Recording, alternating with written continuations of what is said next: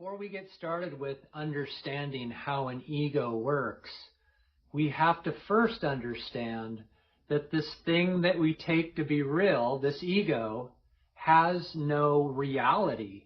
It itself is not real. Now, it appears to be real if you're perceiving yourself from a mind in a body, and we do not deny anything in non-duality, and therefore it's okay to think that you have an ego. That's just how it works, and I'll go through that here in just a minute. But I want to just clarify that this thing that we call ego is unreal. It's an illusion. It's a mirage. And as you look at it, it flees. It's just not here. And so how I came into this piece of it is just through science, through quantum physics, through neuroscience, psychology, and the neuroscientists and psychologists, they cannot find an ego. They still today have not located or isolated an ego. And I just want to make that point clear by this doctor that I came across who wrote a book called No Mind, No Problem. His name is Chris Niebauer. And I just want to read you a quote.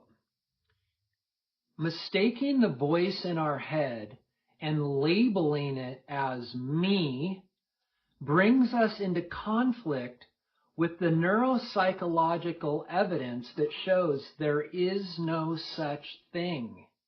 So still today, this incredibly intelligent, supposedly, body of knowledge, these people who go to school for years and years to study this ego have never found one. So that makes things real interesting. So how does this ego come into apparent existence? Well, somewhere between the ages of 4 and 6, we start listening to our parents and our brothers and sisters and maybe our grandparents that say, you know, you're cute or you're a boy or you're a girl, and you turn your attention away from yourself onto what you believe to be what a boy or a girl is, or what cute is. And the moment you do that, you turn away from the love of yourself. And this ego rises out of self. The self is the source, is the home of ego. And what it's trying to do after it rises, it gets confused, and it spends the rest of its so-called life running around the world trying to find the home of itself, the love of itself, the source of itself. But once the ego rises out of self, it becomes separate from itself, but not totally. It's always got to tether back home to itself. Once the ego rises, it identifies with the body as itself. It says, I am this body, right? Don't you feel like you are in this body somehow? That this body is you? And the strange thing is that this body is inert. It's insentient. And yet we think that our self, our consciousness, arises out of this inert body, and it's completely opposite than that. So this ego is a mixture of two so-called substances: the awareness of itself, the awareness of the source in which it rises out of, plus the body it takes itself to be. And it's neither the body, nor is it the awareness of itself. It is a phantom between these two That's why the ego doesn't exist.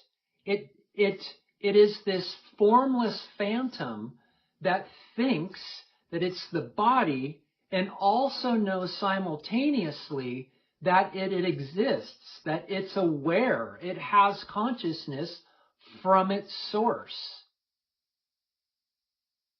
And once it's here, it now navigates the world thinking that it can find the home of itself out here in the manifestation, when all it really has to do is turn 180 degrees and go home to the love of itself. The other phenomena that arises when ego comes into apparent existence, because it thinks it's a body, that it's a form, that it's an object, then everything else that it perceives is also an object.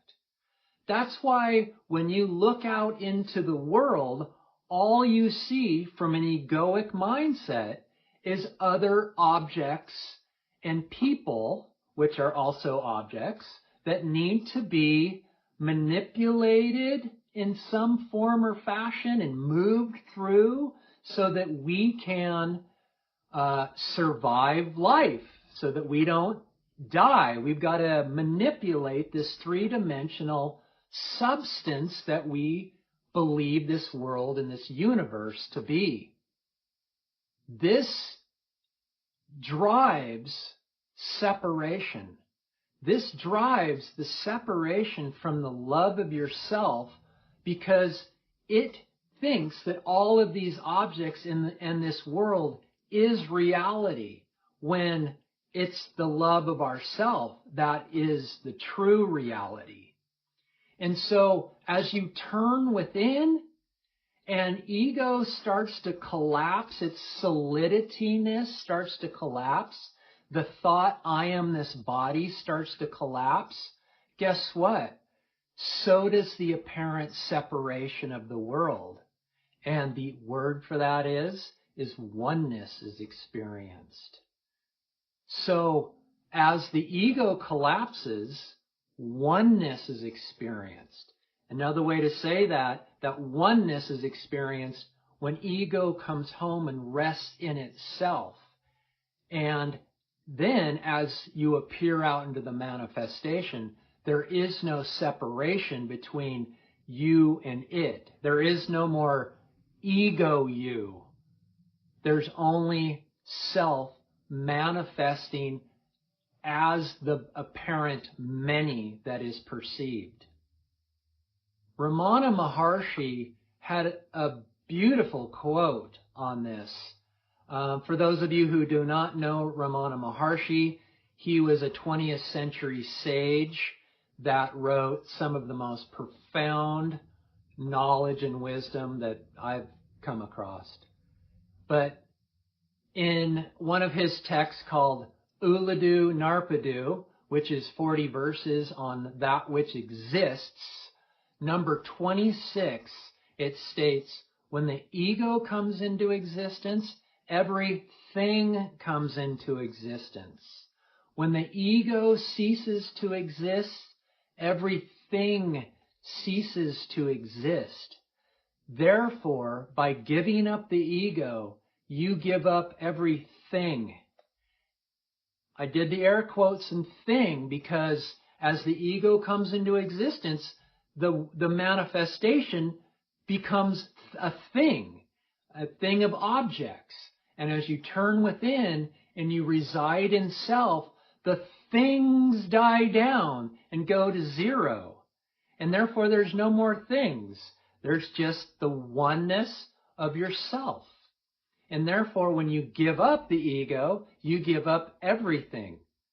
Another way to say that is, when you give up separation and all of the suffering that arises out of feeling separate, you come home to the unity and oneness of happiness and peace and love. And this is why I'm saying that the ego doesn't exist. It apparently exists. We can acknowledge that it apparently exists. But the moment you turn within, and you turn inward, you will see that this ego is a phantom. It's a ghost. And what remains after that ghost disappears? The beautiful wholeness and unity